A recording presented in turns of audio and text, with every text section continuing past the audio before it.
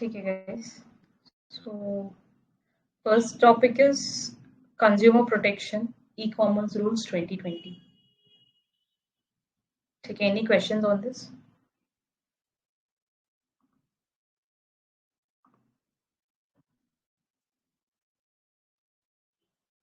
So किस consumer protection bill को ये अमेंड कर रहे थे? 1986 का एक्ट था क्या? Okay. Consumer protection act 1986. Okay. तो उसको अमेंड किया फिर वो 2019 में. करेक्ट. तो उसके वो नोटिफाई किए अभी. सो वही है what you said is right. 1986 वाला था, उसको अमेंडमेंट किया कंज्यूमर प्रोटेक्शन एक्ट 2019. तो ये इस 2019 एक्ट को फिर से like you know they have put e commerce rules 2020 to complement the act by regulating all e commerce activities and transactions. तो ये है इस एक्ट के जो कंज्यूमर प्रोटेक्शन एक्ट 2019 है ना, इसमें कंज्यूमर की डेफिनेशन दी हुई है. मैं एक बार पढ़ देता हूँ. उसमें लिखा है कि person who buys any good और avail a service for a consideration. मतलब जो सेलिंग और बाई करता है गुड की और सर्विसेज की, but it does not include a person who obtains a good for resale और गुड और सर्विस फॉर कमर्शियल पर्पस. और इसमें ऑफलाइन ऑनलाइन मतलब एनी मीन्स होता है, लेकिन रीसेल और कमर्शियल पर्पस के लिए जो है उनको कंज्यूमर नहीं कहा जाएगा. और इसके under central consumer protection authority भी उन्होंने सेटअप की है.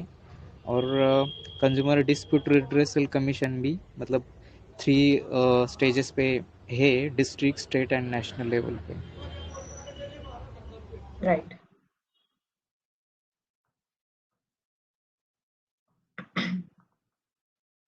सेल बायर नहीं आएंगे जो ऑनलाइन परचेज करते हैं वो.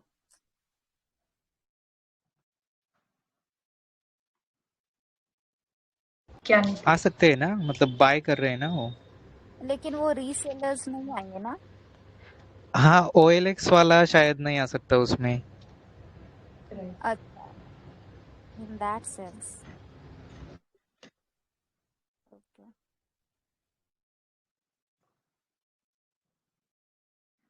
Next question.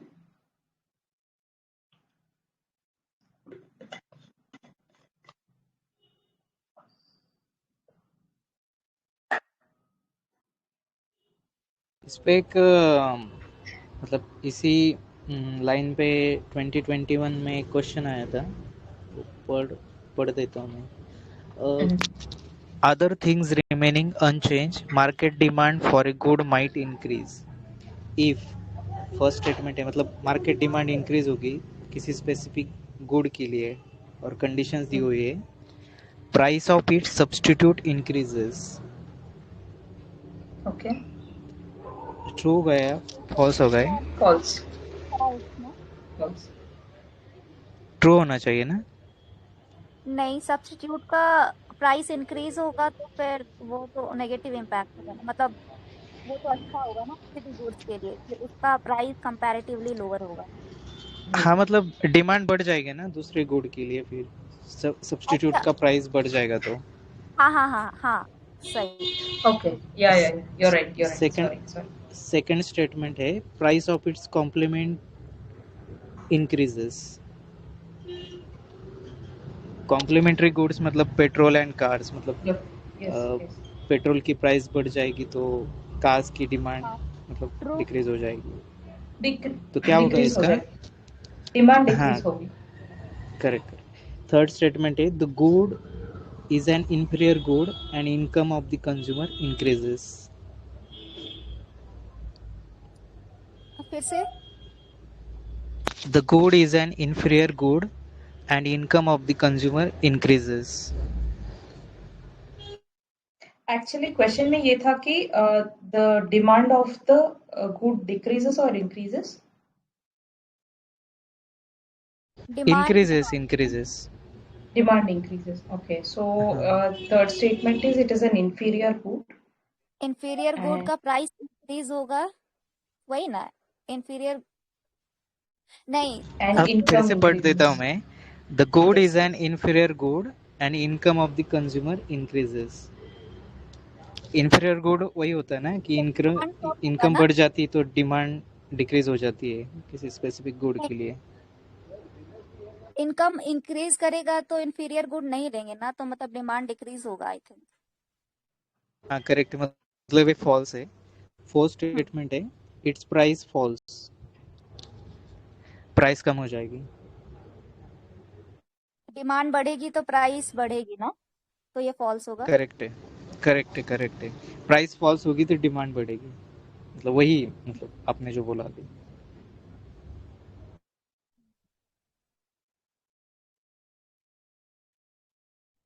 Right.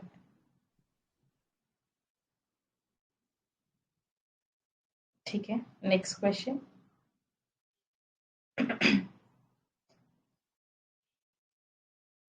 एक ग्रीवेंस रिट्रेसल के लिए क्या क्या प्रोविजंस है, मतलब तो इस रूल ई कॉमर्स के लिए जो रूल्स नोटिफाई किए हैं उसमें.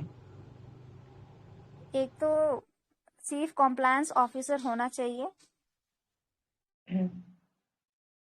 यही ना पूछ रहे हो. हाँ करेक्ट करेक्ट. उसके बाद नोडल कॉन्टैक्ट पर्सन होना चाहिए फॉर 24/7 कोऑर्डिनेशन. और फिर एक होगा, एक Compliance ऑफिसर, officer. हाँ, कंप्लायंस ऑफिसर, हाँ. हाँ करेक्ट है.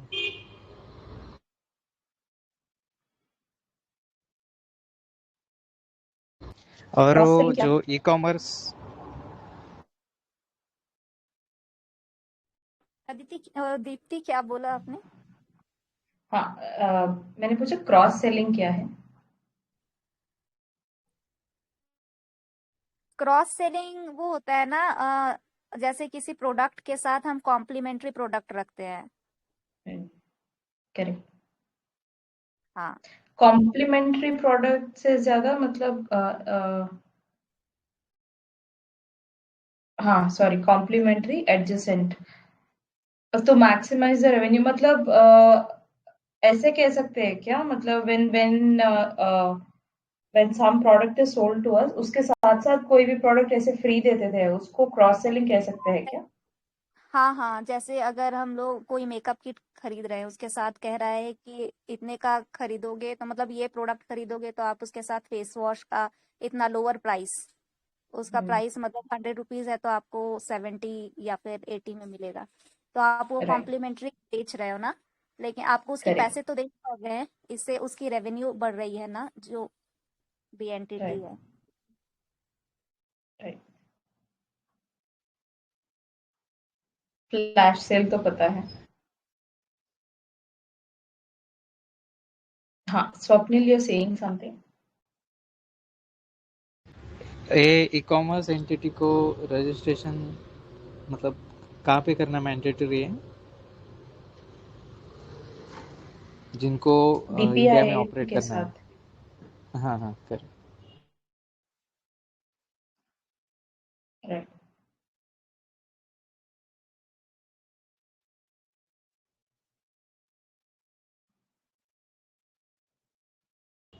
तो ये नेक्स्ट एक पे बार चले गए. देख लें. क्या नीति? Misselling. Hmm. Misinterpretation misinformation देके मतलब फीचर्स को बड़ा चढ़ा के लिखना.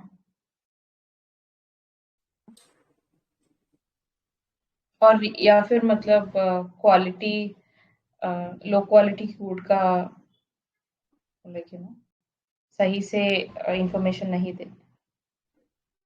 हाँ, सब मिस मिस सेलिंग हाँ ही होता इन्फॉर्मेशन. करेक्ट है है. ना. गलत इंफॉर्मेशन देना प्रोडक्ट के बारे में. राइट. तो ठीक है मिस सेलिंग है cross selling and flash sale and complete prohibition on related party selling on. हाँ तो ये मुझे रिलेटेड पार्टी क्या है बता दो and where is it defined.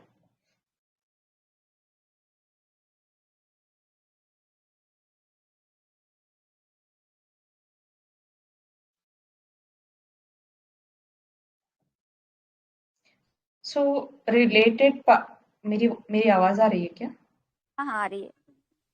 सो हाँ, तो अभी let's say there is Tata click, है ना? एंड टाटा के और भी प्रोडक्ट्स हैं। So Tata Cliq is a related party to the main group of Tata. So ये रिलेटेड पार्टी का डेफिनेशन कंपनीज एक्ट 2013 के अंदर है। एंड सो वैसे इस रूल्स में they have defined the they have given the definition of e-commerce entity under you know this act, and related party also is defined, but it is defined in companies act, लेकिन there is a mention of related party।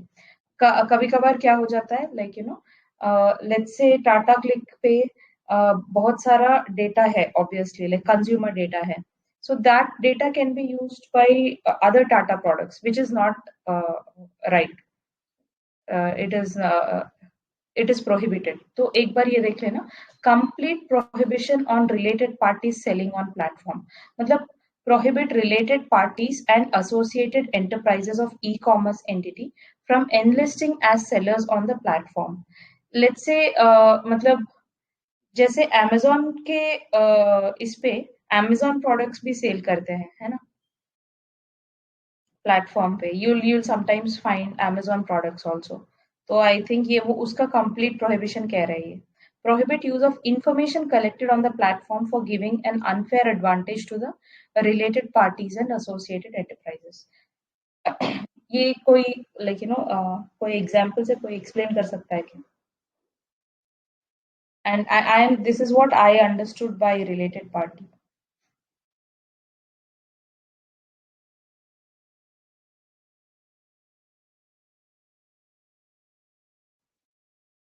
I think हाँ आपने बोला वैसे ही होगा। वो subsidiary अगर उसकी होगी कोई, तो उसको ही प्रमोट करना, उसके बारे में मतलब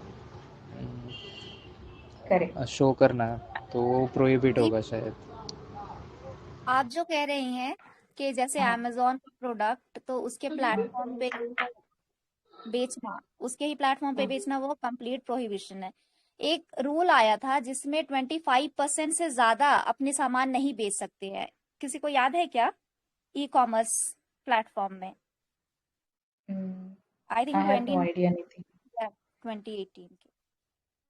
तो मैडम ये पूछ रही थी ना शायद नीति मैम, हाँ, रिगार्डिंग की मतलब कोई एग्जांपल, ऐसे फ्लिपकार्ट है ना, फ्लिपकार्ट का भी एक कोई रिलेटेड पार्टी थी, मतलब उसकी self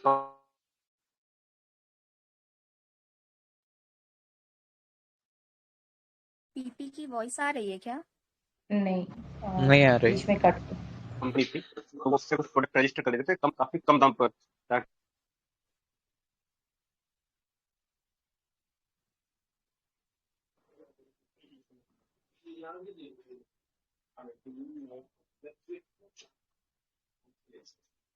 I think network issue है, sorry. So let's move to the next one। Next is open network for digital commerce. तो ये क्या है बता दो।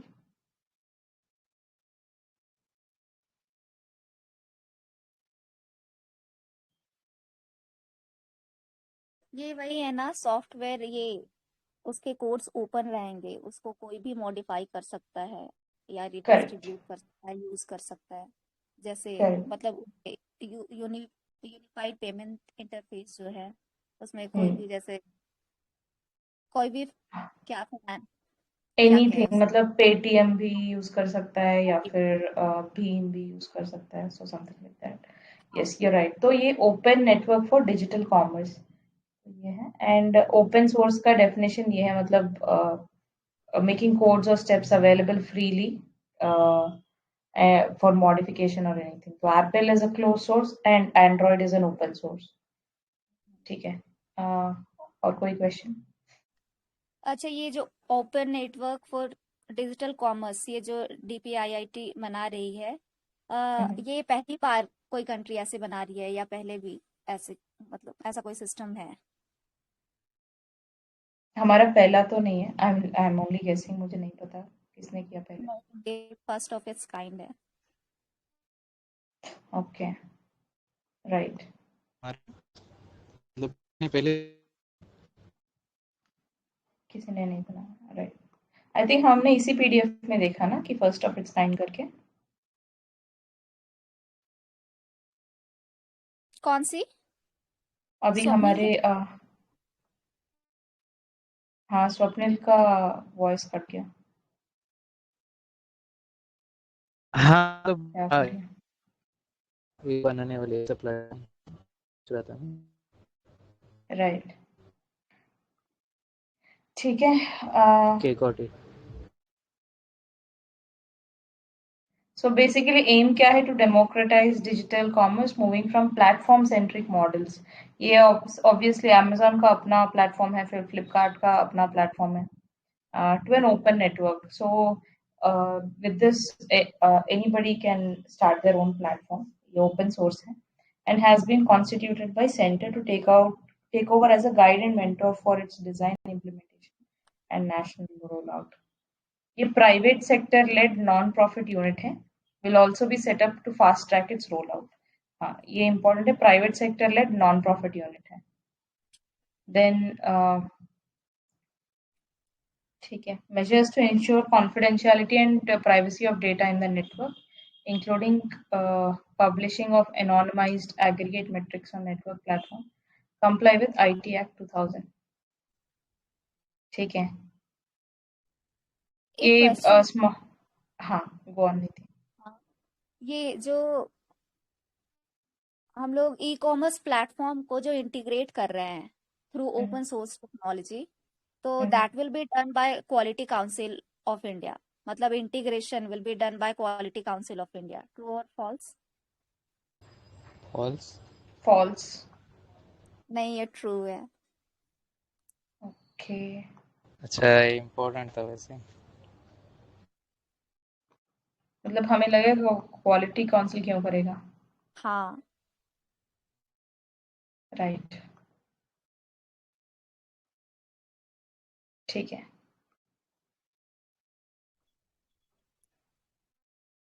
नेक्स्ट क्वेश्चन, नेक्स्ट पे चले क्या? इसमें सारे क्वेश्चंस हो गए ना?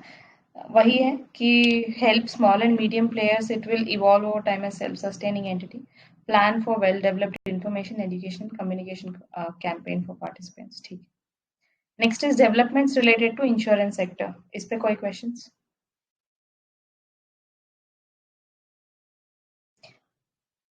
ठीक है, insurance IRDA was formed in 1969, true और फॉल्स? फॉल्स। कब फॉर्म हुआ? 1929 ना? हाँ, इसके लिए कमिटी थी, मतलब किसके रिकमेंडेशन पे बनी है ये? somebody wants to answer that? Malhotra committee. या राइट, ठीक है। PFRDA कब फॉर्म हुआ?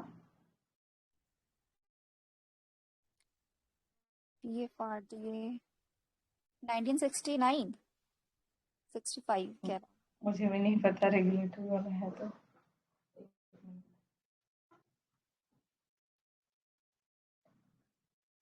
चेक करती हूँ। इंश्योरेंस डेंसिटी क्या है, क्या होता है? इंश्योरेंस डेंसिटी किसी एरिया में पर यूनिट एरिया कितना, मतलब कितने नंबर ऑफ इंश्योर्ड पीपल हैं, वही ना? नहीं, टोटल प्रीमियम टू पॉपुलेशन, मतलब पर कैपिटा प्रीमियम कितना है उस पे। अच्छा, और इंश्योरेंस पेनिट्रेशन, इंश्योरेंस पेनिट्रेशन मैंने जो बताया वो होगा शायद। Percentage of insurance premium to GDP, मतलब जीडीपी के टर्म्स में कितना इंश्योरेंस प्रीमियम जाता है, ऐसा इंश्योरेंस पेनिट्रेशन। ये आप डाल दोगे क्या? हाँ, ग्रुप में शेयर कर दूंगा।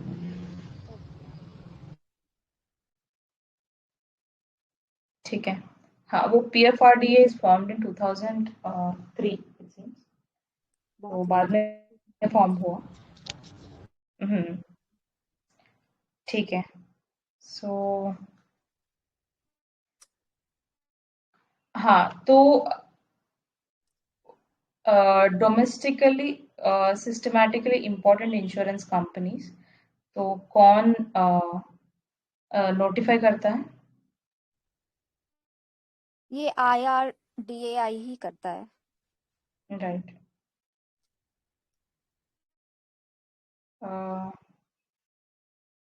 This is DSII, so domestically systematically important हाँ, insurers।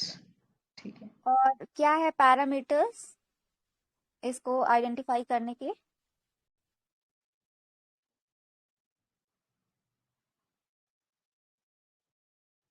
पैरामीटर्स नहीं पता, नहीं थी, आप ही बता दो। उनका साइज ऑफ ऑपरेशन क्या है इन टर्म्स ऑफ रेवेन्यू, ठीक है। और एंड फिर ग्लोबल उस एक्टिविटीज। हाँ, उसमें ये भी प्रीमियम अंडर रिटर्न भी आ जाता है, मतलब कितनी लाइबिलिटी है कि आपको प्रीमियम मतलब पे करना होगा इन केस ऑफ क्राइसिस। और फिर वैल्यू ऑफ असेट है।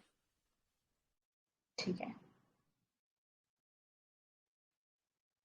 और ग्लोबल एक्टिविटी नेक्स्ट। है उसका, मतलब उसकी कंपनी की, वो भी देखा जाता है।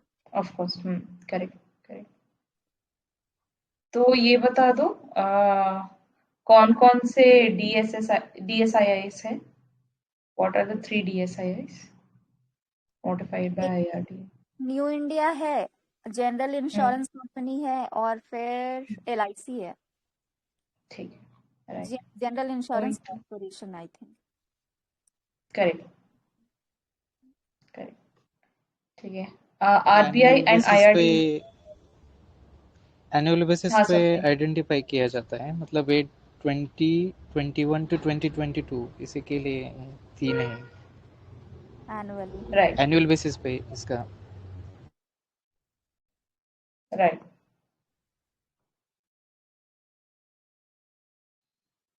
ये ठीक है। इंश्योरेंस के लिए है, और एक बैंकिंग के लिए भी होता है ना, मतलब बैंक्स के लिए भी होता है ये डोमेस्टिक सिस्टम। तो DIC DSIB। GC ऐसा कुछ है क्या?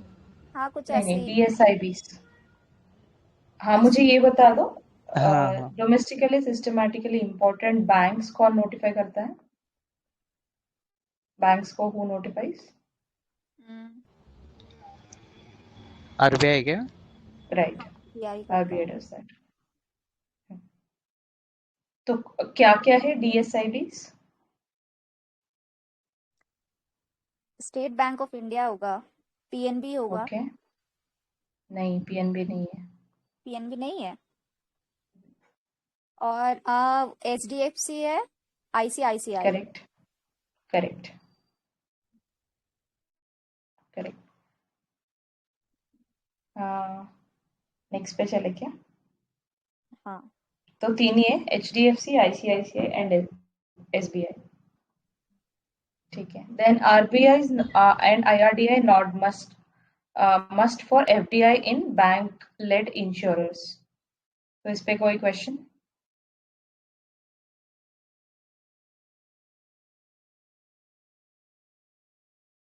अभी तो कितना हम्म, FDI कितना बढ़ाया गया है? 74%। पहले कितना था? 49। 49। राइट। और ये ऑटोमेटिक रूट से है क्या? हाँ, ऑटोमेटिक रूट से यस। ही ना। नहीं है ना? नहीं नहीं, ऑटोमेटिक रूट है। एक मिनट ऑटोमेटिक देख रूट है, लेकिन हाँ। उसे तो शायद RBI से वो लेना पड़ता है ना, तो RBI और IRDA से नहीं। 74% के बाद लेना पड़े to insure that 74% of overseas investment is not breach. ठीक है। अच्छा, so you are saying since permission लेना पड़ता है, ये ऑटोमेटिक रूट नहीं है। हाँ, होना चाहिए ना, क्योंकि जिससे भी परमिशन लेना पड़ता, अगर गवर्नमेंट से परमिशन ले रहे हो या RBI से परमिशन ले रहे हो, तो वो उसमें आता है देन इट ना, is not government route. Automatic. Right. हाँ, गवर्नमेंट परमिशन चाहिए। राइट। कौन सा एक्ट के अंडर आता है ऐसे? FEMA act. FEMA act. Correct.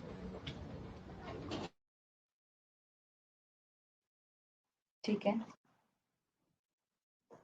और नेक्स्ट क्वेश्चन। इसमें एक इम्पोर्टेंट भी था कि जो मतलब की मैनेजमेंट पर्सन होगा ना, वो इंडियन ही होना चाहिए। हाँ यस। ये इम्पोर्टेंट प्रोविजन था, मतलब हाँ, इसको। सीईओ, मैनेजिंग डायरेक्टर और चेयरपर्सन ये सारे इंडियंस होने चाहिए ना। करेक्ट। और हाँ मतलब ऑब्वियसली इन्होंने 74% तक दे हैव एक्सपैंडेड, तो उसके हिसाब से if they do not put these rules तो मैनेजमेंट में बहुत ज्यादा कंट्रोल गवर्नमेंट विल लूज। हाँ, एक क्वेश्चन है। इंटर मतलब इंश्योरेंस रिलेटेड एक इंटरनेशनल बॉडी है और उसका नाम है international association of insurance supervisors. ठीक है, international association of insurance supervisors. तो क्वेश्चन है, क्या इंडिया इसका मेंबर है क्या?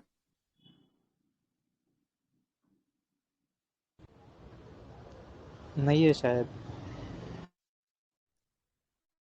नहीं, इंडिया इसका मेंबर है।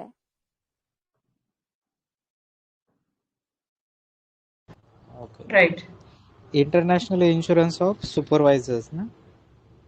हाँ, international insurance association supervisors. Supervisors.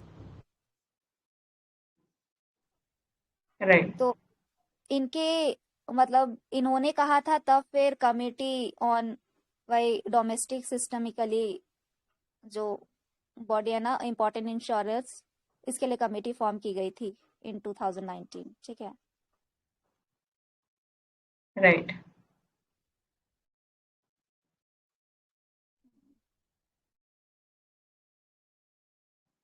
ठीक है। Next question. हाँ, तो ये देख लेना, पेनिट्रेशन इज 3.76। इसमें life insurance is 2.8 and non life insurance is 0.94। एक क्वेश्चन है, insurance penetration in India is at par with global average, that is 4%। True false? False. Global global average. Average 7% है, हाँ, हमारा काम है।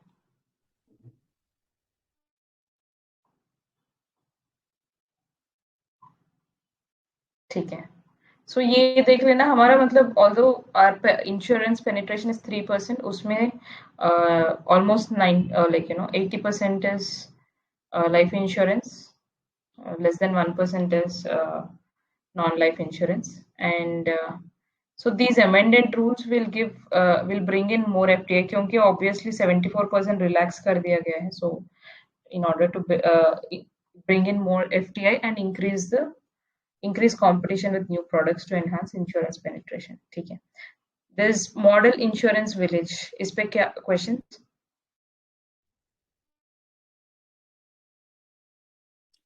पहले तो मॉडल क्या करना इंश्योरेंस चाहता है ये? क्या है? हाँ, हाँ, so they, हाँ, Swapnil, you want to answer this? हाँ, मतलब जितनी भी विलेजेस, उस विलेज में जो पॉपुलेशन रह रही है, उनको सबका इंश्योरेंस कवरेज लेना है, मतलब कवर करना है उनको। यही है ना model insurance correct, village. Correct. क्या क्या इंश्योरेंसेस कवर होगा इसमें? दोनों भी हो गए क्या?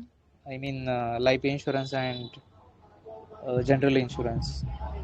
यस, मतलब वही नहीं, बट अदर एरियाज लाइक जैसे क्रॉप इंश्योरेंस, ऐसे बहुत सारी चीजें होंगी ना, to cover entire population with financial support of various institutions, like जैसे इसमें NABARD and CSR funds are included, तो नबार्ड से they will have comprehensive insurance protection, मतलब मेजर इंश्योरेबल रिस्क, क्या जो भी इंश्योरेबल रिस्क है, लाइफ भी हो सकता है एंड नॉन नॉन लाइफ में, like lot of insurances will be there ना, जैसे तुम्हारा क्रॉप इंश्योरेंस होगा या फिर कोई एक्सीडेंट इंश्योरेंस होगा, लॉट ऑफ थिंग्स, लाइफ तो स्टॉक ऑल ऑफ, इंश्योरेंस।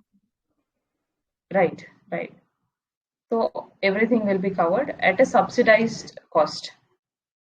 ठीक है। ये पीएम फसल बीमा योजना वही है ना, इंश्योरेंस मतलब क्रॉप इंश्योरेंस ही देती है उसमें। करेक्ट करेक्ट इसमें करेक्ट। इसमें ये मतलब ध्यान रखना है कि जो फसल बीमा योजना वाले हैं ना, तो उसके अंडर जो है उसके अलावा, ठीक है, that is not covered under this, correct. हाँ, मॉडल इंश्योरेंस विलेज के अंडर उसके अलावा जो है वो कवर होंगे। फसल बीमा योजना के अंडर जितने आते हैं वो नहीं होंगे। राइट। पीएम फसल बीमा में किसी को याद है क्या, मतलब कितना परसेंटेज क्या क्या क्रॉप्स के लिए? 2% फॉर खरीफ था और 1.5 हम्म, परसेंटेज फॉर राबी और 5% for I think commercial crops, ऐसा ही था ना। Correct, super, correct correct 2%, 1.5 and 5%, यही कहा ना? Correct, yes. ठीक है। नेक्स्ट पे चले क्या? नहीं, हाँ, इसमें मतलब और भी क्वेश्चंस हैं। स्टेटमेंट जो है, IRDAI advise all insurance companies for issuance of digital insurance policies via DigiLocker. हाँ, हम्म, ट्रू। ट्रू है। हाँ मतलब ये मैंडेटरी कर दिया है क्या?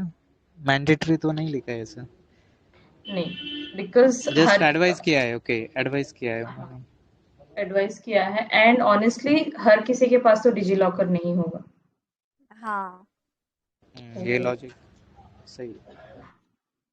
मैंडेटरी नहीं कर सकते। राइट, अगर मैंडेटरी हो गया हमें पता चल जाएगा। ठीक है, नेक्स्ट पे चले क्या? We are done here. हाँ, ऑलमोस्ट तो हो ही गया। तो नेक्स्ट इज एंटी ट्रस्ट। क्या है anti trust?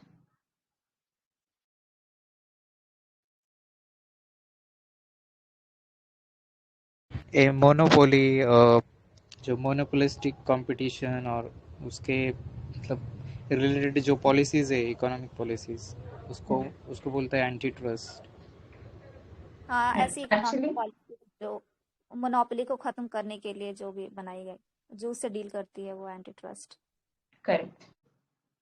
So it refers to a field economic. It's a policy. Antitrust is a policy. It deals with monopolistic practices.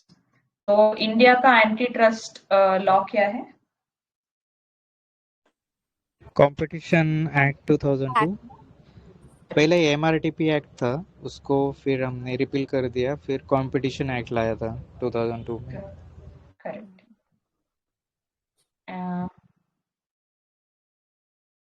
Competition commission of India जो मतलब judgement देगा, उसकी अपील कहाँ पे करेंगे?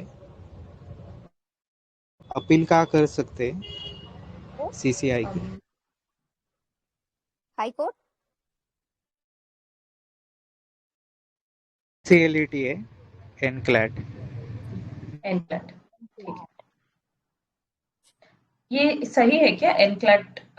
मतलब सीसीआई का अपील से एनक्लैट में जाएगा? हाँ हाँ, शुरू हूँ मैं।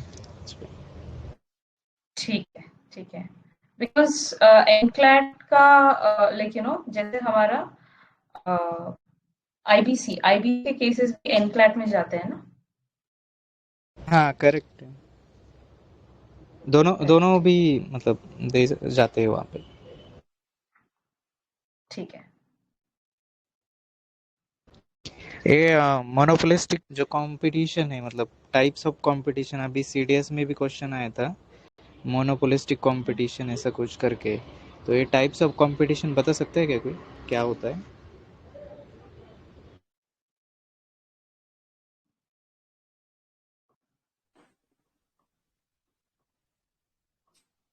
नहीं, मुझे तो बस पॉजिटिव कंपटीशन, नेगेटिव कंपटीशन। अच्छा, इसमें होता है परफेक्ट कंपटीशन, मतलब जो बहुत सारे नंबर ऑफ सेलर्स बायर्स होंगे उसमें, नॉर्मल सी कंपटीशन के लिए। फिर मोनोपोलिस्टिक कंपटीशन आती है, उसमें मतलब एक्चुअली मैं ये शेयर कर दूंगा, मुझे भी पूरा आइडिया नहीं है मोनोपोलिस्टिक कंपटीशन मैं का। बस पढ़ के मोनोपोली में तो एक ही प्लेयर होता है, और ओलिगोपोली में तीन चार करेक्ट मतलब कंपनीज होती है, वही डोमिनेट करती है, जैसे कि अभी एयरटेल, जियो करेक्ट इतनी है। मोनोपोलिस्टिक कंपटीशन का मुझे आइडिया नहीं करेक्ट है, तो मैं ग्रुप में शेयर कर दूंगा। मोनोपोली का हाँ मतलब हिंदी से उसका मीनिंग निकाल रही हूँ, एक अधिकार होता है, तो मतलब मुझे लगता है सिंगल प्लेयर होता होगा। हाँ, मतलब उसमें भी डिस्टिंक्शन है, मोनोपोलिस्टिक कंपटीशन अलग है और मोनोपोली अलग है। मोनोपोली अलग है। हाँ, ठीक ठीक। तो ठीक है, ठीक है, देयर आप is perfect competition, there is monopolistic competition, there is oligopoly and monopoly. ठीक है, देयर इज ड्यूओपोली आल्सो, मतलब दो कंपनीज का, जैसे गूगल एंड माइक्रोसॉफ्ट बिंग और समथिंग लाइक दैट। ठीक है, नेक्स्ट पे चले क्या? ये मोनोपोलिस्टिक कंपटीशन मतलब ब्रांड जो होते हैं ना, अलग अलग प्रकार प्रकार के, मतलब जैसे रेमंड है, उसमें उसमें भी तो बहुत सारे होते हैं, लेकिन प्रोडक्ट तो टेक्स मतलब क्लोथिंग का ही वो बिजनेस कर रहे हैं, लेकिन उसमें भी उनकी अलग से एक ब्रांडिंग है, मतलब एक मोनोपोली है उसमें भी। तो इसको मोनोपोलिस्टिक कंपटीशन बोलते हैं, slightly differentiated products. Okay, okay. Right. Cellular industry जो है वो किस कंपटीशन मतलब किसके अंडर आएगी? लाइक यू सेड, अभी ओलिगोपोली बोला ना आपने, हाँ, करेक्ट करेक्ट, उसी सेल्युलर के अंडर इंडस्ट्री आएगा शायद। ओलिगोपोली का एग्जांपल है। हम्म, ठीक है, देन कम्स नेक्स्ट पे चले क्या?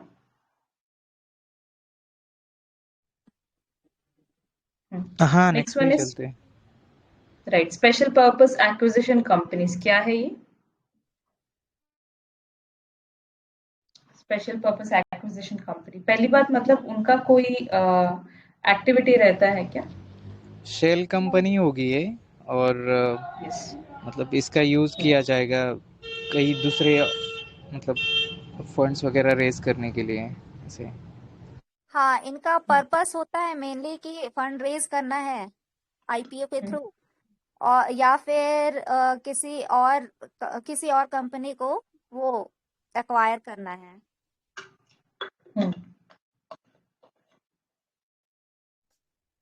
मतलब वो कंपनी सिर्फ पेपर पे ही एग्जिस्ट करती है, ऐसे हाँ, उसका फिजिकल एग्जिस्टेंस नहीं होता उसका। फिजिकल ऑफिस या फिर एम्प्लॉयज नहीं होंगे उसके, शेल कंपनीज की तरह ही। इंडिया में अलाउड है क्या स्पेशल पर्पस का कंपनीज? नॉट नहीं। अलाउड। राइट, ठीक है। और तो activities of shell companies are considered illegal, true और फॉल्स? ट्रू। ट्रू। फॉल्स है ना। अच्छा। मतलब एक्टिविटीज इलीगल नहीं हो सकते हैं, नहीं भी हो सकते हैं, मतलब कुछ कुछ शेल कंपनीज होती है जो मतलब गलत काम के लिए हु use हैव, की जाती है। यस लेकिन यस, जो फंड रेज करने के लिए है और जो लिस्टेड कंपनीज है वो कर सकती है ना। करेक्ट करेक्ट, लेकिन shell you are right. Company उसी के लिए बनाई जाती है ना नॉर्मली। नहीं, ऐसा वो परसेप्शन है कि हाँ गलत काम वो के लिए बनाई शायद, जाती है। हाँ पॉपुलर यूज में हमने शेल कंपनी को नेगेटिव टर्म में बना दिया, but otherwise probably it is, मतलब it's just a special purpose acquisition company.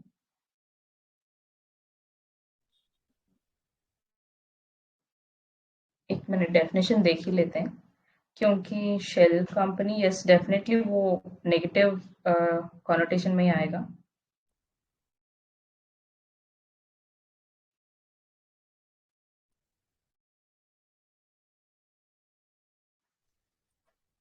लेकिन एक्टिविटीज में तो वो हम्म, फंड रेजिंग और फिर मर्जर ये सारी चीजें आ जाएंगी ना, तो मुझे नहीं लगता है कि उसे इलीगल कंसिडर करना चाहिए।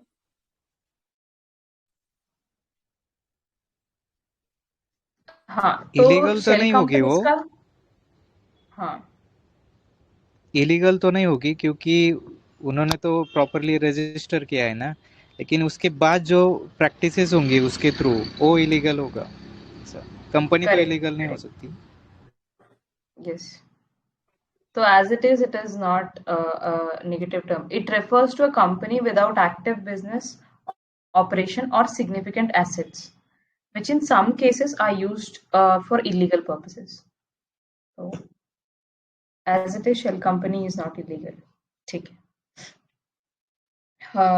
Then competition commission of social commerce. क्या है social commerce? किसी भी सामान को खरीदने के लिए हम अगर किसी सोशल मीडिया प्लेटफॉर्म से कनेक्ट करते हैं, that is social commerce. Correct. So interaction before buying the product over the platform. अच्छा, मतलब अगर फेसबुक पे किसी ने लिंक डाली है अमेजोन के प्रोडक्ट प्रोडक्ट की, तो उस लिंक के थ्रू में जाता हो तो इसको सोशल कॉमर्स बोलेंगे क्या?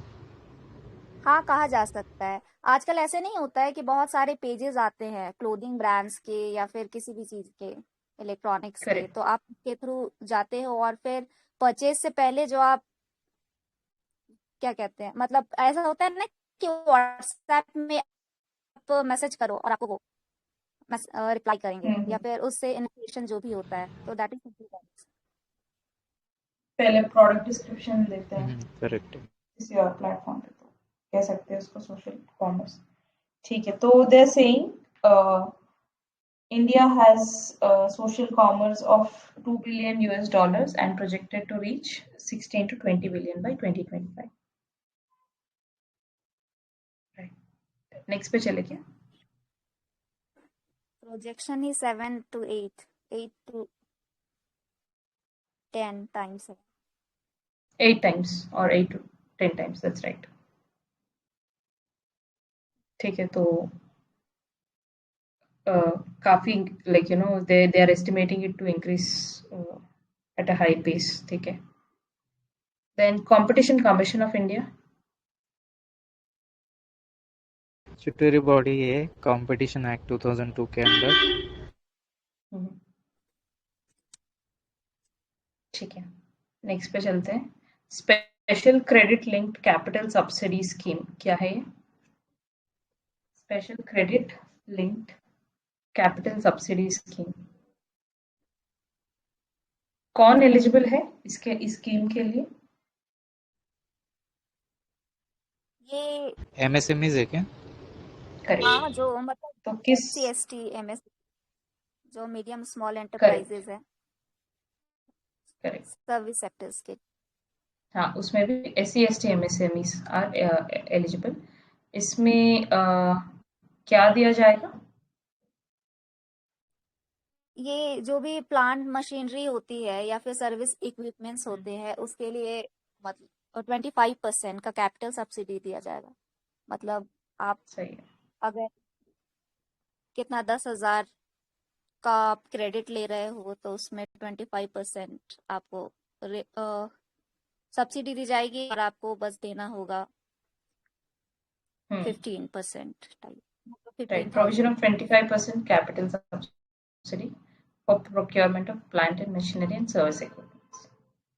ये institutional credit मिलेगा to the SC or ST MSCs without any sector specific restrictions on technology upgradation. ठीक है, नेक्स्ट पे चलते हैं इंफ्रास्ट्रक्चर पे।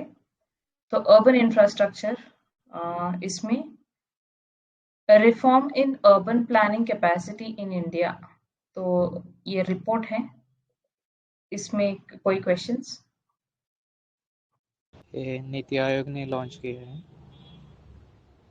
सही है, report most of the times मतलब नीति आयोग लॉन्च करते हैं। ठीक है, हाँ एक क्वेश्चन पूछूंगी। स्टैट्यूटरी टाउन्स क्या है? जो लॉ से नोटिफाइड है बाय एनी गवर्नमेंट अथॉरिटी। ठीक है, उसका कोई फीचर्स है क्या, मतलब स्पेसिफिक फीचर्स? हाँ, पॉपुलेशन पे होता है ना, मुझे याद नहीं है, लेकिन इतने इतने का मतलब पॉपुलेशन वाइज होता है। इतना स्टैट्यूटरी टाउन मतलब इट इज नोटिफाइड ना, नोटिफाइड बाय गवर्नमेंट। तो डेफिनेटली उसका कोई म्युनिसिपैलिटी तो होना चाहिए, है ना? Like let's say if we are going order wise, matlab ranking wise, I would say statutory ranks better than census ranks better than normal towns, है ना? हाँ, sorry, outgrowths. Census ranks better than outgrowths. So वैसे, so statutory towns notified under law by the state or UT, local bodies होंगे इनके, municipal corporations होगा या फिर municipalities और म्युनिसिपल कमिटीज। कॉर्पोरेशंस तो obviously big cities like Bangalore, Delhi, इनका corporations रहता है। तो these are statutory towns. And there is census town. Census towns classified as urban in the census. तो ये वैसे they are not as big as the statutory towns, but लेकिन census में इनको टाउन्स डिक्लेयर किया गया है, सेंसस टाउन्स, because इनका क्राइटेरिया मीट हुआ, that is 75% of mail main workers engaged in non agriculture pursuits, जैसे छोटे टाउन्स होते हैं। सो ऑल्दो उस टाउन के आसपास कोई बिग सिटी नहीं रहता, फिर भी it's like it has at least 75% main workers engaged in non agree pursuits, and these are governed as villages, generally governed as villages. They usually do not have any urban local bodies. तो ये है census towns. Outgrowth, सो Y main workers दिया है, मतलब female include नहीं है उसमें, वो जो क्राइटेरिया है उसमें। Yes yes correct. आपने जब बताया तभी दीप्ति, हाँ आप जी जो तभी बोलिए। बता रही थी कि हाँ रैंकिंग वाइज स्टैट्यूटरी टाउन पहले टॉप पे आएंगी और फिर सेंसस टाउन देन आउटग्रोथ, तो हाँ मुझे लगता है आउटग्रोथ सेंसस टाउन के पहले आनी चाहिए। Yes, you might be right, I am very sorry, sorry यार। करेक्ट करेक्ट, नहीं, क्योंकि मतलब मतलब मैं ये पूछ रही हूँ, आउटग्रोथ्स ये कॉन्टिगुअस एरिया है ना, 4 टाउन्स की हैं जिसमें आई एम्यूनिटीज भी अंडरस्टूड। लिखा जाता है। Correct correct correct.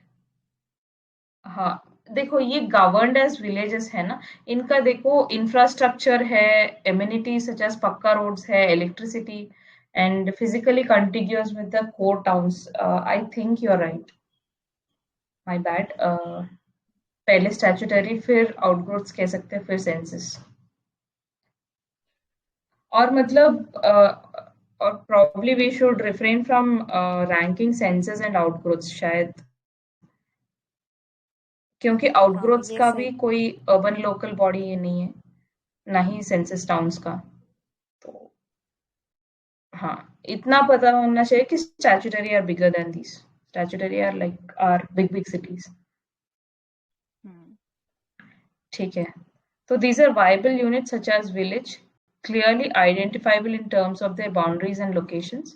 Outgrowths possess urban features, इनका urban features है in terms of infra, amenities, pakka roads, electricity, and physically contiguous with the core town of the urban agglomeration. ठीक है, ये चीज है।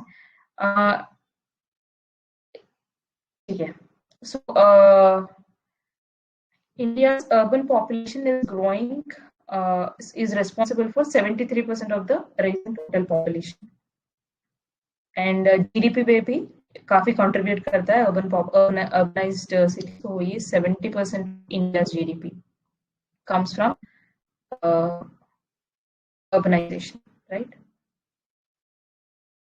ठीक है, नेक्स्ट पे चले क्या, और कुछ पूछना है इसमें? नेक्स्ट पे चलते हैं। ठीक है, अर्बन ट्रांसफॉर्मेशन। तो महुआ commemorated 6 years of three transformative urban missions: Smart City Mission, Amrit, and आवास, पीएम आवास योजना। तो स्मार्ट सिटीज मिशन क्या है? What are its main components?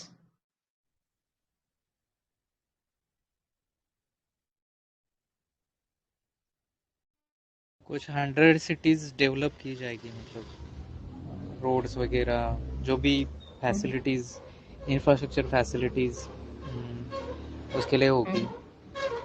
अमृत और स्मार्ट सिटी में डिफरेंस क्या है?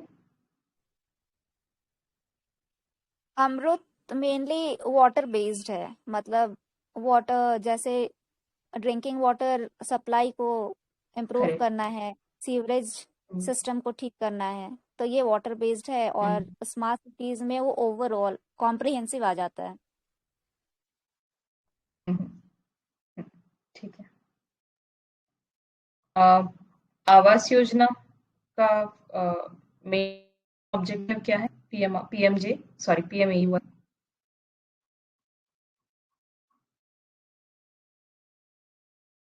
प्रधानमंत्री स्लम आवास ड्वेलर्स, योजना। हाँ। ईडब्ल्यूएस और मिडिल इनकम ग्रुप है उनको, और जो स्लम ड्वेलर्स है उनको पक्का हाउस प्रोवाइड करना है, और ठीक है। वो भी 2022 तक। राइट। क्रेडिट लिंक तो ये सब्सिडी क्या है? Credit linked subsidy, I think वो जो हाउसिंग कंस्ट्रक्शन के लिए जो क्रेडिट ली जाएगी तो वो उसके मतलब उससे लिंक्ड सब्सिडी दी जाएगी। I am guessing. करेक्ट। ये इन सितु स्लम रीडेवलपमेंट क्या हुआ? जहाँ पे स्लम है वहीं पे पक्का हाउसेस बनाया जाएगा। हाँ। Then affordable housing in partnership, and then there is beneficiary-led individual house construction or enhancement. तो ये components. ये affordable housing sustainable housing programme एक इंटरनेशनल ऑर्गेनाइजेशन का है, वो बता सकते हो कौन सा है? हाँ।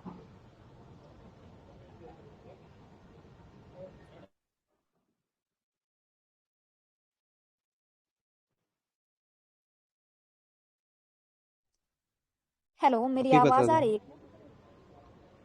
हाँ आ रही वो हाँ, है। यूएन हैबिटेट UN प्रोग्राम है ना, Habitat, right, हाउसिंग सेटलमेंट्स वाला। right. क्यों भी है, OHCHR. हाँ। PYQ में भी आया था। हम्म। Right.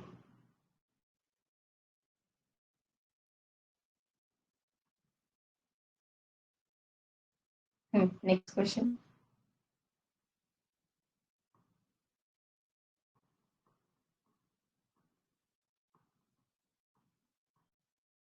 ठीक है।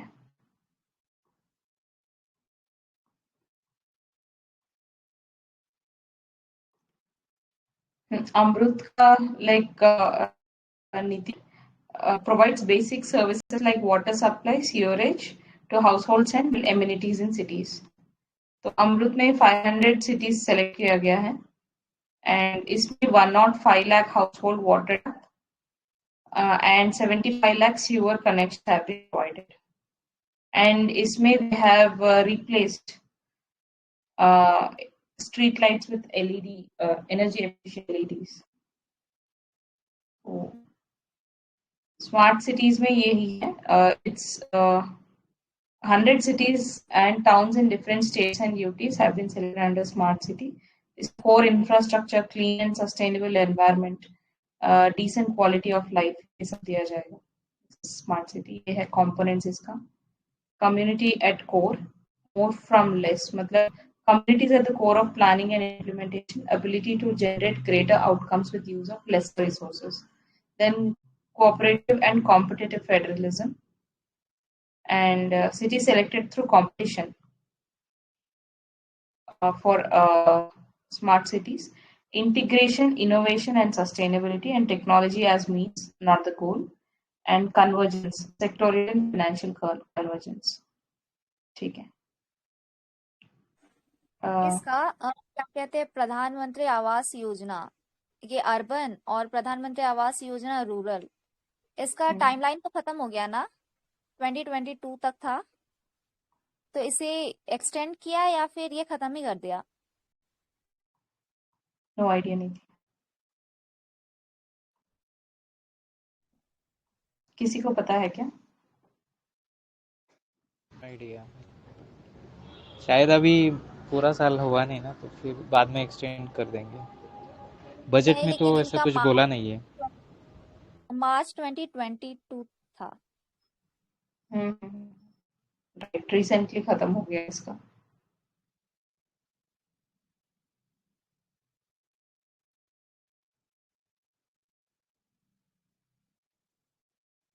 ठीक है।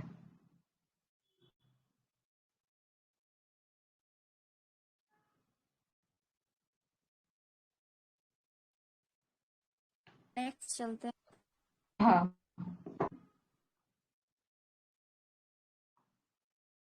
ठीक है। Next question.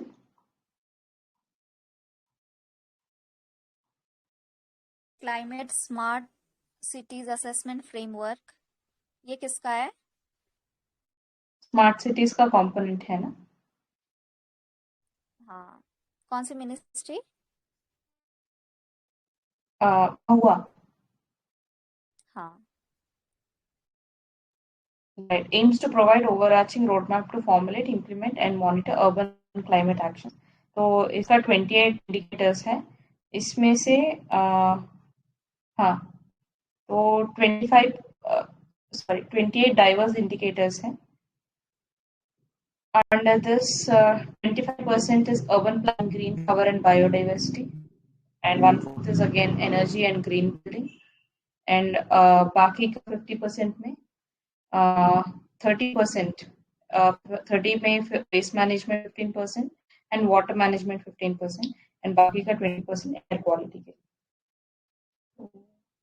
Is wait for climate smart cities.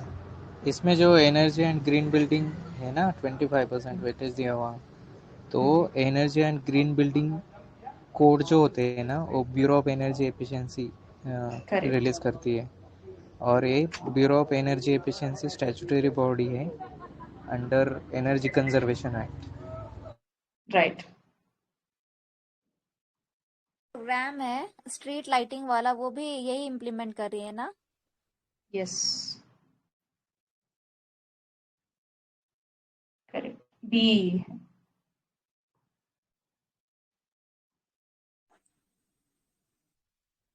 ठीक है, नेक्स्ट पे चले क्या? तो इसमें वही क्लाइमेट स्मार्ट सिटी का ये कंपोनेंट्स है, 28 डाइवर्स इंडिकेटर्स है। फिर डेटा मैच्योरिटी असेसमेंट फ्रेमवर्क 2.0, ये क्या है?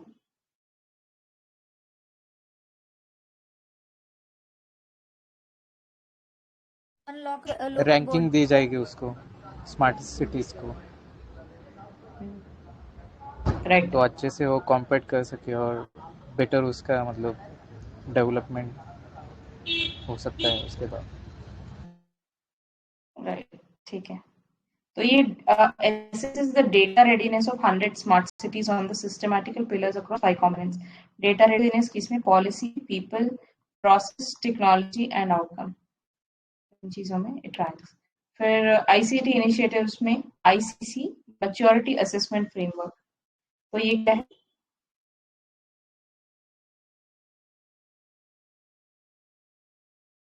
So ये self assessment toolkit है, that is it is self assessment, like you can check your these functional मतलब key aspects for functionality, technology, governance and citizen or stakeholders engagement. तो ये सब self assessment kit दिया जाएगा। ICC maturity assessment framework है ये। Maturity assessment, it helps cities identify areas of improvement in their आईसीसीज to deliver better services to the citizens, right? Integrated command and control centers.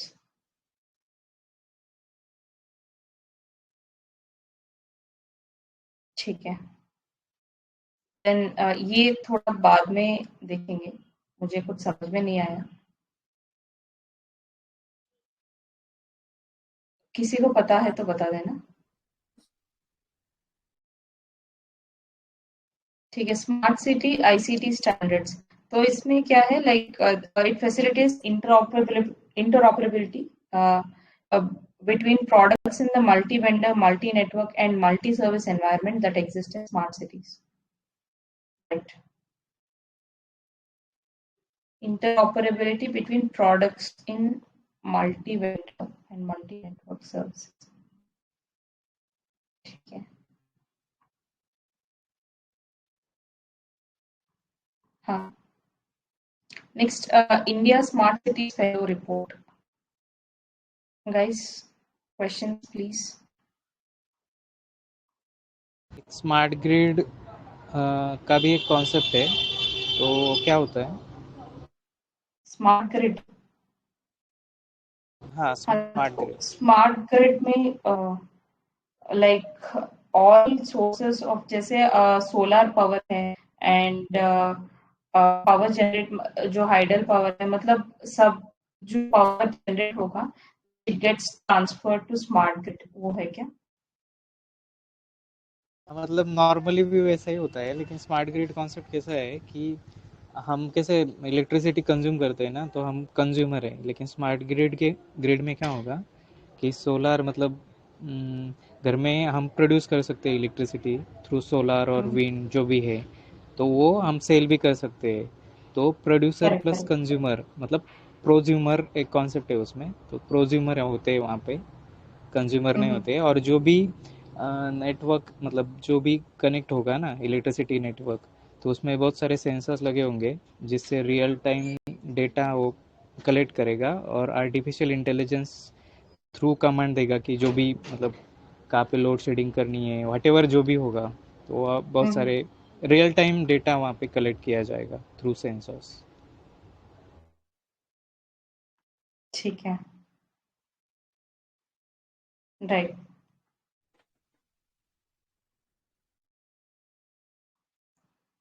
और कोई question? तो ये fellowship programme है, India smart cities fellow report, to promote youth leadership and usher vibrancy in the design of India's urban future. एक और है, ये थोड़ा important है, ट्यूलिप. ये to connect graduates to ULBs in smart cities. तो ये AICT से पार्टनरशिप है महुआ का. हाँ, मतलब हम यूथ से कनेक्ट होके उनसे सॉल्यूशंस लेंगे स्मार्ट सिटीज़ के लिए, और कैसे स्मार्ट बना सकते हैं, और व्हाटएवर जो भी जो लेआउट वगैरह बनाना होगा, या मतलब कनेक्ट होंगे स्मार्ट सिटीज़ के लिए जो सॉल्यूशंस लेने के लिए. हाँ, ये स्मार्ट सिटीज के लिए है, अर्बन लोकल बॉडीज के लिए है, तो महुआ तो होगा ही इसके साथ, लेकिन मिनिस्ट्री ऑफ एजुकेशन भी साथ में है. ठीक है. राइट. अच्छा, वो AICTE आ गया इसलिए होगा शायद फिर.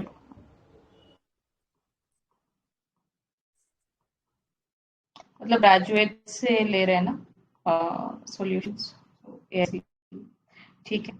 Then smart cities and academia towards action and research SAAR programme. ये स्मार्ट सिटी मिशन के अंडर जो भी प्रोजेक्ट्स बन रहे हैं, तो उन प्रोजेक्ट्स का डॉक्यूमेंटेशन और इन प्रोजेक्ट्स का आउटकम क्या रहा, उन सब का डॉक्यूमेंटेशन करेंगे. Right. by 15 premier architecture and planning institutes. ठीक है. Then there is municipal performance index and ease of living index. कौन निकालता है ये?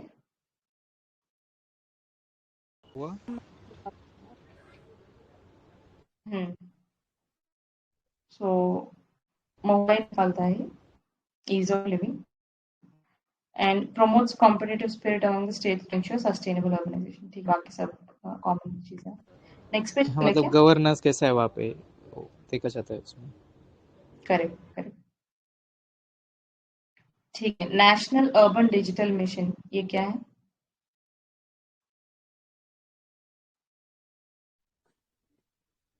डिजिटल इंफ्रास्ट्रक्चर बनाएंगे अर्बन एरियाज के लिए, मतलब सबको इंटरलिंक करेंगे, पीपल और जितने भी डिजिटल प्लेटफॉर्म्स होते हैं.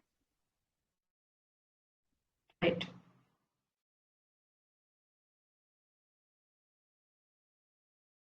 तो ये कंपोनेंट्स कैसे, like how is it useful to each of these people, citizens को कैसे यूजफुल होगा, स्टार्टअप्स को कैसे? इसमें ई गवर्नेंस भी आएगा ना, तो मतलब सब हाँ डिजिटली उनको मिलेंगे जो सर्टिफिकेट्स वगैरह चाहिए होंगे, जो गवर्नमेंट करेक्ट, सर्विसेज है मोस्टली। राइट, ठीक है। तो lowering barriers to entry and all, मतलब परमिशन इजीली मिल जाएंगे स्टार्टअप्स को, एंड रिसर्चर्स को सिस्टमैटिक डेटा मिलेगा, यूएलबीज एम्प्लॉयज को एनहांस टूल्स, कैपेसिटी बिल्डिंग, मतलब बेटर गवर्नेंस के लिए, एंड यूएलबी एडमिनिस्ट्रेटर्स को रियल टाइम डेटा मिलेगा, एंड ठीक है, all UTs and states over the next 5 years governance better हो जाएगा। ठीक है, this is about national urban digital mission. ठीक है, इसके 3 पिलर्स है, people, processes and platforms, and it will institutionalise citizen centric and ecosystem driven approach. ठीक है,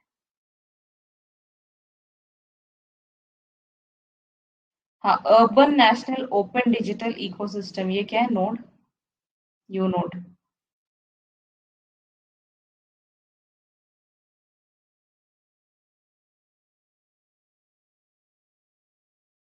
वही सॉल्यूशंस इनोवेशन जो भी होगा, तो उसके लिए एक प्लेटफॉर्म है।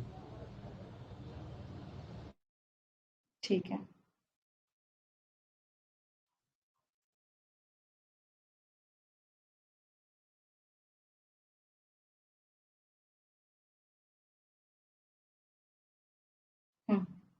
NIUA national institute of urban affairs knowledge products, ये क्या है?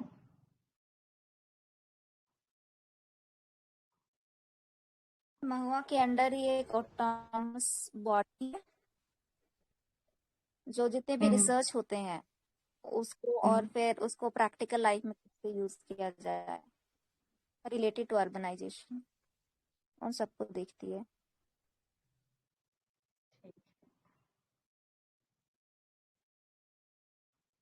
ये एक बार देख लेते हैं ऑब्जेक्टिव्स ऑफ, हाँ हाँ बोलो स्वप्निल। नहीं नहीं, वही बोलने वाला था, जो रिसर्च रिसर्च जो हुआ है अर्बनाइजेशन के रिलेटेड, तो मतलब प्रैक्टिकल में कैसे उसको यूज करना है, वो जो मतलब एक मीडियम का काम करेगा वो। Correct correct correct, right. फिर cities, city investment to innovate integrate and sustain program, ये क्या है?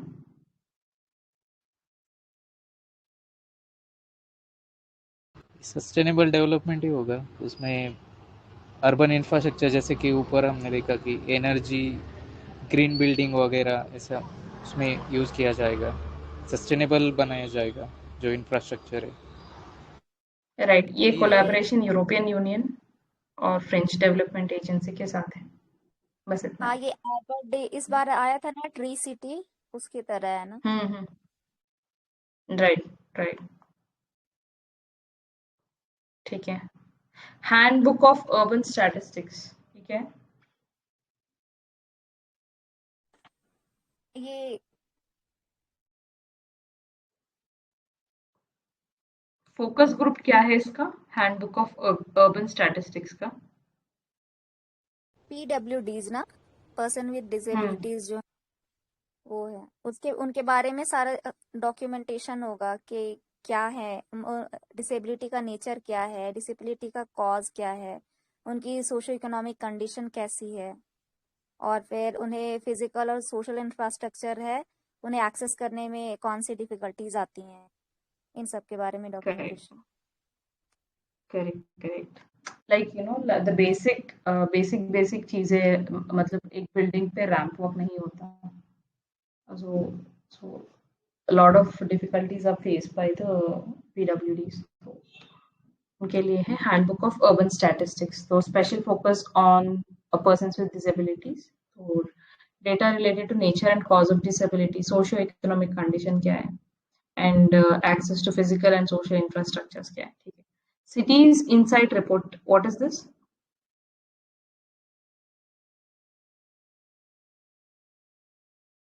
मार्जिनलाइज्ड पॉपुलेशन का क्या परसेप्शन है अबाउट अर्बनाइजेशन, उसको रिपोर्ट करेगा। National institute of urban affairs का है आई थिंक। ठीक है, नेक्स्ट पे चलते हैं। IUDX, India urban data exchange, ये क्या है? India urban data exchange.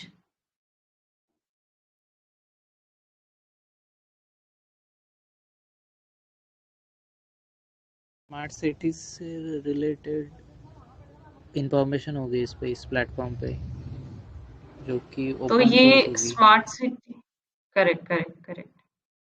To facilitate, secure, authenticate, and manage exchange of data amongst the various data platforms. तो serve as seamless interface for data providers and data users, including, तो ये urban local bodies share to share, request and access data related to cities urban governance. तो ये चीज है। This is India Urban Data Exchange. So ULBs आपस में data exchange करने के लिए है ये, and it is an open source platform developed by Smart Cities Mission and Indian Institute of Science. ठीक है, then Smart Code Platform. What is this? इसमें भी वही जो न्यू सॉल्यूशंस और मतलब कंट्रीब्यूट कर सकते हैं, तो उसी के लिए करेक्ट प्लेटफॉर्म। यस, तो ये contribute to a repository of open source code. So like if I have made किसी ULB ने innovative तरीके से कुछ किया है and they have developed some software or something, तो उसका source they can put it in the smart code platform. So it addresses the challenges that ULBs face in the development and deployment of digital applications to address ULB urban challenges by enabling cities to take advantage of existing codes and customizing them to suit local needs. So existing codes को अपने needs के हिसाब से change करके they can use it through this platform. This is smart code platform. Then smart cities, इसमें कुछ और question पूछना है क्या?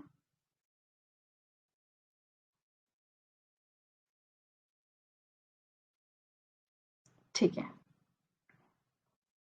Then smart cities mission 2.0 website, ये क्या है?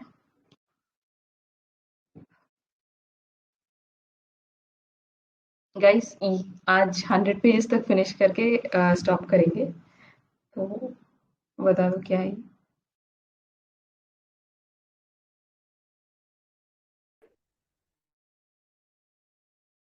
इंफॉर्मेशन ही अवेलेबल होगी इस पे स्मार्ट सिटीज के रिगार्डिंग। ठीक है, उसमें लिखा है geospatial geospatial management information system, हाँ, राइट।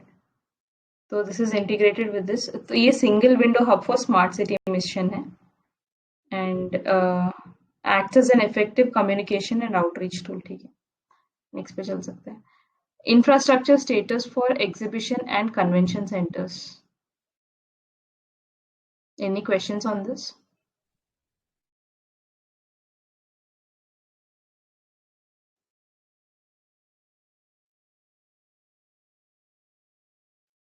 तो इसमें इंफ्रास्ट्रक्चर यही इम्पोर्टेंट है कि एग्जीबिशन एंड जो सेंटर्स है उसको इंफ्रास्ट्रक्चर स्टेटस दिया गया है।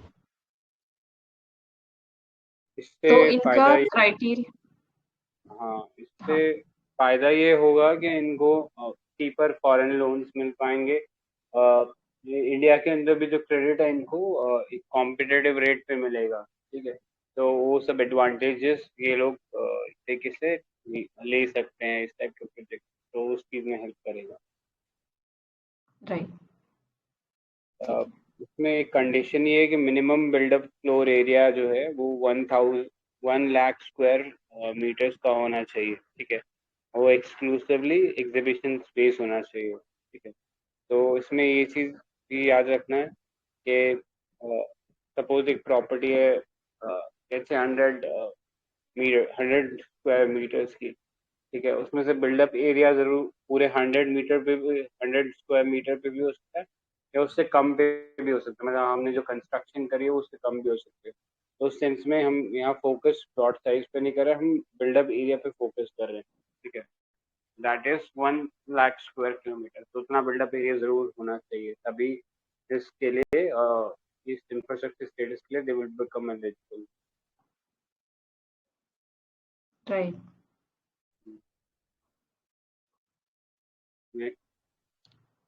ठीक है। हाँ, इसमें वही they can raise money through external commercial borrowings also. ठीक है, नेक्स्ट स्वामी फंड, ये क्या है? हाँ, so it stands for special window for affordable and mid income housing। ठीक है, तो फोकस हमारा मतलब नाम में ही पता लग रहा है कि अफोर्डेबल या मिड इनकम जो लेवल पीपल है उनके लिए फोकस करना है। ठीक है, तो ये फंड जो है गवर्नमेंट ने इस्टेब्लिश किया था इन 2019 and it was an alternative investment fund. ठीक है, ऑल्टरनेटिव इन्वेस्टमेंट फंड हमने ऊपर पढ़ ही रखा है क्या होता है। तो तो ये जो फंड है इससे प्रायोरिटी जो सेक्टर्स है उनको डेट फाइनेंस से मिलेगा, specially in terms of these infrastructure project for the completion of stalled. मतलब ये चीज़ ध्यान में रखना है कि जो ब्राउन फील्ड थे यानी जो ऑलरेडी बन चुके थे या बनने की कुछ स्टेजेस में थे उनको ऊपर फोकस किया जाएगा। ठीक है, तो रेरा रजिस्टर्ड होने चाहिए ऐसे रेजिडेंशियल एरियाज एंड फोकस करने चाहिए अफोर्डेबल हाउसिंग में। ठीक है, तो ये एक प्रायोरिटी चीज है। राइट। कुछ ऐड करना है इसमें?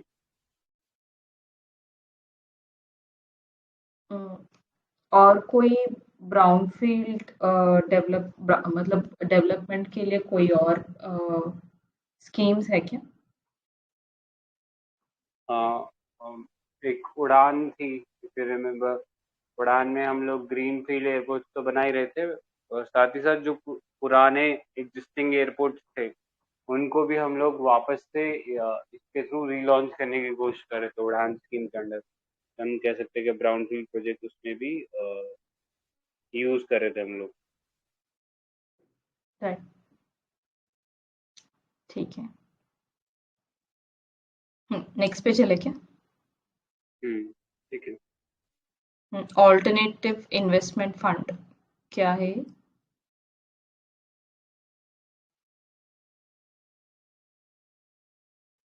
तो अल्टरनेट इन्वेस्टमेंट फंड एक ऐसा फंड हम लोग कह सकते हैं जो इंडिया के अंदर ही एस्टेब्लिश हुआ है, लेकिन उसके जो इन्वेस्टर्स हैं वो काफ़ी हाई लेवल इन्वेस्टर्स हैं।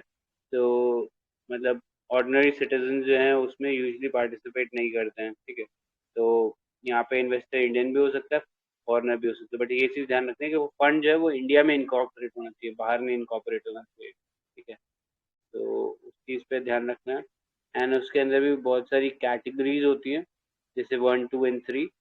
तो जो फर्स्ट कैटेगरी है वो स्टार्टअप या अर्ली स्टेज वेंचर्स में या फिर स्मॉल एंड माइक्रो एंटरप्राइजेज जो है उनमें इन्वेस्टमेंट करता है। ठीक है, एंड गवर्नमेंट बेसिकली उनको कंसीडर करता है कि दीज आर सोशली और इकोनॉमिकली डिजायरेबल। सेकेंड जो है ऑल्टरनेट इन्वेस्टमेंट टाइप फंड्स जो है वो है various funds such as real estate fund, private equity funds, fund for digital asset etcetera. ठीक है, तो अभी हम लोग ऊपर स्वामी फंड के बारे में डिस्कस कर रहे थे, तो वो ये ऑल्टरनेट इन्वेस्टमेंट फंड जो है सेकेंड टाइप में आता है, क्योंकि हम लोग यहाँ पे रियल एस्टेट से बात मतलब डील कर रहे हैं, plus we are dealing with assets which are kind of stress.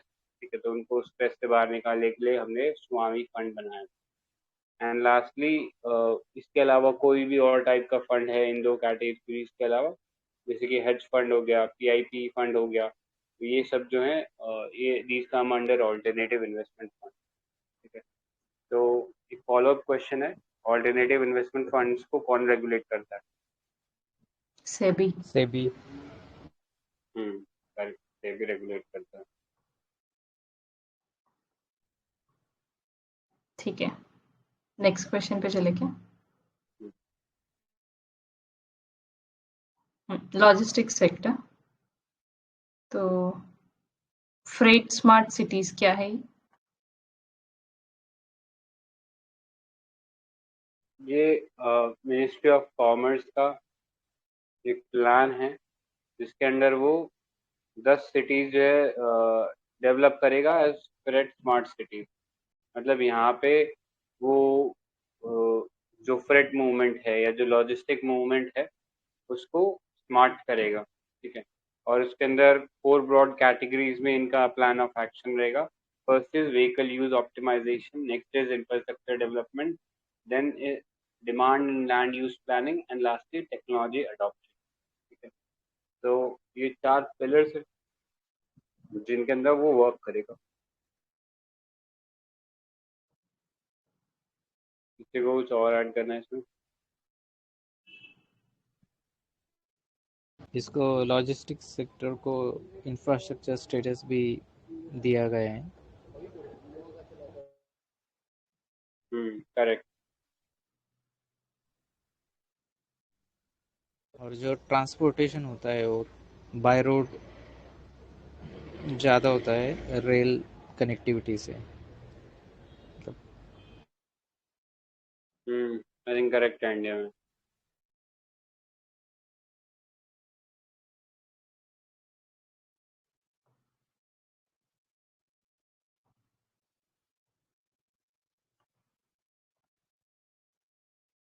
और कोई पॉइंट किसी को ऐड करना है या कोई और क्वेश्चन है किसके टॉपिक पे?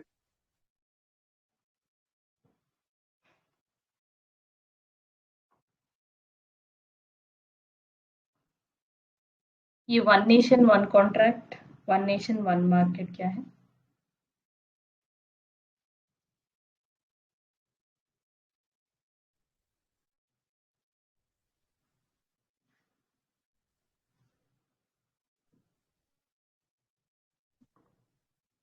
हाँ तो no idea. One nation one market हम लोग यूजुअली जब बात करते हैं तो वी टॉक अबाउट जीएसटी, ठीक है। एक नेशन होगा एंड उसके वजह से एक एक मार्केट जो है पूरा एस्टेब्लिश करने की कोशिश करेंगे। मतलब particularly one nation one tax होता है, बट वो वन नेशन वन मार्केट के तरफ जाने का ही एक आइडिया होता है कि अक्रॉस द स्टेट्स कोई ज़्यादा डिस्पैरिटी नहीं रहे इन टर्म्स ऑफ मार्केट, ठीक है। तो उसमें हम एक नेशनल लॉजिस्टिक पॉलिसी ले आएंगे, तो उससे एक जो इम्पेडिमेंट्स है लॉजिस्टिक्स को लेके अक्रॉस डिफरेंट स्टेट वो रिड्यूस हो जाएगा, ठीक है। एंड उससे जो बिजनेस है ज़्यादा फास्टर होंगे या ज़्यादा एजाइल होंगे। एंड यही था आई थिंक। तो राइट। उसमें एक one nation one contract paradigm लाएंगे कि एक सिंगल बिल से वो किसी भी मोड ऑफ ट्रांसपोर्ट से जा सकता है। जैसे भाई जीएसटी में क्या होता है कि जीएसटी में अगर आपको लेते हैं एक सर्टेन डिस्टेंस से ऊपर और एक सर्टेन अमाउंट से ऊपर अगर आपको कोई गुड सेंड करना है तो आपको उसके लिए एक ईवे बिल जनरेट करना पड़ता है। और वो e-way bill mostly road transport को लेके होता है, ठीक है। कि रोड से अगर वो ट्रांसपोर्ट हो रहा है तो उस पर ऐसा क्या वो इनलैंड वाटरवे से ट्रांसपोर्ट हो रहा है उसके लिए ज़्यादा कुछ चीज़ें नहीं गिवन होती, या फ्लाइट से ट्रांसपोर्ट हो रहा है तो उसके लिए ज़्यादा कुछ चीज़ें नहीं गिवन होती। तो एक ऐसा कॉन्ट्रैक्ट बनाए जिससे कि ये सारी की सारी चीज़ें एक साथ कवर हो जाए, तो वो उस सेंस में है। ठीक है। तो हाँ, वही इनिशिएटिव फॉर लॉजिस्टिक्स सेक्टर यही है, grant of infrastructure status to logistics sector. फिर टैक्सेशन रिफॉर्म्स हो, GST and creation of logistics division in, हाँ तो डिपार्टमेंट ऑफ कॉमर्स में लॉजिस्टिक डिवीजन बनाया गया है। And integrated approach to logistic infrastructure अंदर गति शक्ति। क्या है पीएम गति शक्ति?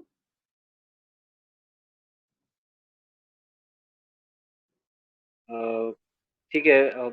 वो पूछने से पहले मैं एक क्वेश्चन पूछ लेता हूँ गति शक्ति के ऊपर कि गति शक्ति is a initiative of ministry of road and transport, true और फॉल्स? फॉल्स। फॉल्स। ये कौन है? डीपीआईटी का है। एक्चुअली इसमें कोई एक सिंगल मिनिस्ट्री नहीं है, इसमें 16 मिनिस्ट्रीज एक साथ काम कर रहे हैं। 16 ministry correct. Are together working on this. तो इसमें railways, roadways, commerce,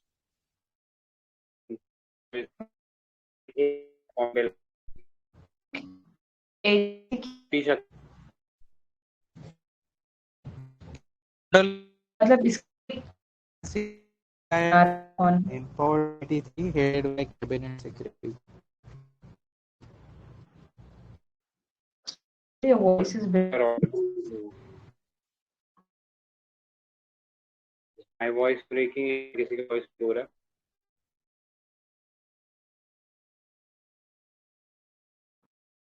your voice is also breaking, Sanjay. Swapnil का भी break हो रहा है. I hope mine is मुझके not. सबकी आवाज आधी आधी सुनाई पड़ रही है। अब ठीक है क्या? हेलो. अब ठीक है। हाँ, तो पीएम गति शक्ति का हम लोग बात कर रहे थे. तो 16 ministries are together working on this project.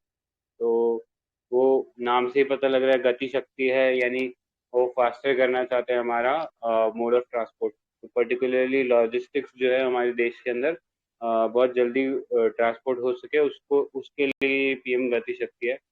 तो इंफ्रास्ट्रक्चर रिलेटेड जो प्रोजेक्ट हैं जो कि 16 मिनिस्ट्रीज देख रही हैं, तो उसमें रेलवेज हो गया, रोडवेज हो गया, ministry of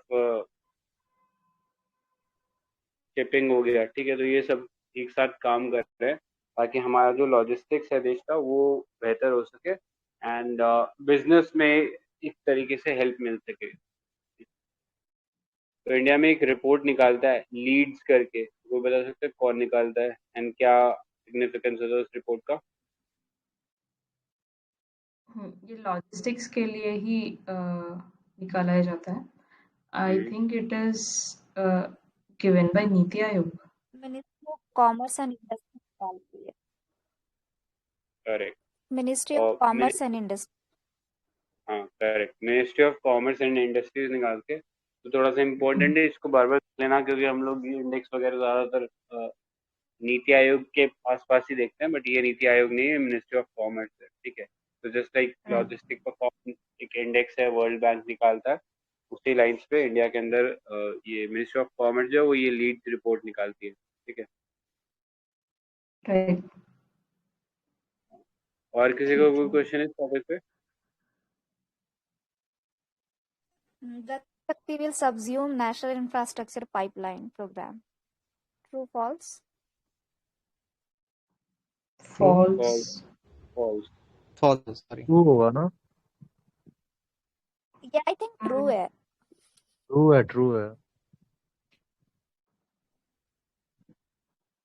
It will be a funding source, one of the funding source. हाँ फंडिंग सोर्स होगा, लेकिन वो सब्ज्यूम करेगा क्या? हाँ subsume करेगा. हाँ सर. गति शक्ति is a wider ambit ना, umbrella plan. ठीक है.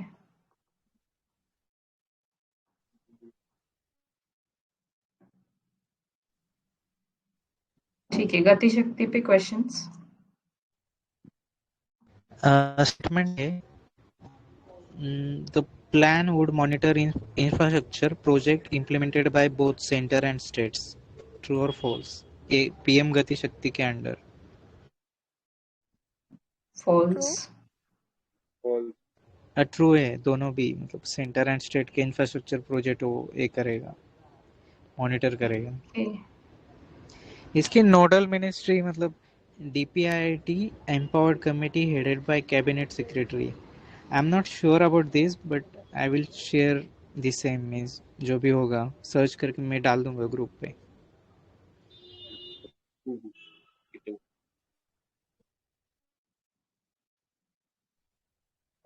एक Bhaskaracharya national institute for space application and geo informatics, DISAC नाम है इसका. तो इस इंस्टीट्यूशन का इस पूरे प्रोजेक्ट में क्या रोल है, कोई बता सकता है? वो प्लेटफॉर्म बनाता है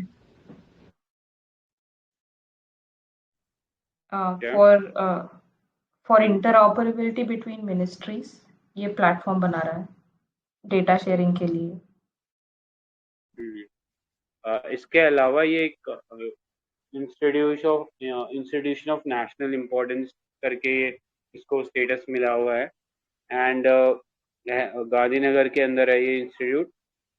और इसमें एक अच्छी चीज़ क्या है कि इससे जो हमारे इसरो से ये क्लोजली लिंक्ड रहता है ये इंस्टीट्यूशन, एंड वहाँ से बहुत सारा इसके पास जियो स्पेशियल डेटा आता है। तो जियो स्पेशियल डेटा को ये इंटीग्रेट करेगा इस पूरे गति शक्ति प्लेटफॉर्म के साथ, ठीक है, ताकि जो मिनिस्ट्रीज है उनको जियो स्पेशियल डेटा का एक्सेस मिलता रहे related to whatever project they are doing, ठीक है। तो वो चीज में वो हेल्प करेगा। राइट।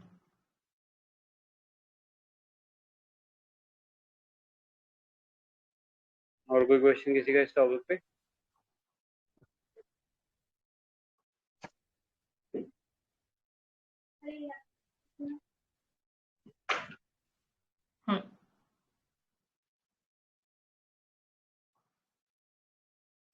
लीड्स आज ही करना या कल कर? इसको फिर कल करते हैं ना, आई थिंक 102 हो गया, तो कल 17 पेजेस का टारगेट रखते हैं। ठीक है guys, okay guys, see you thank you, tomorrow. Good night. Good night all, bye.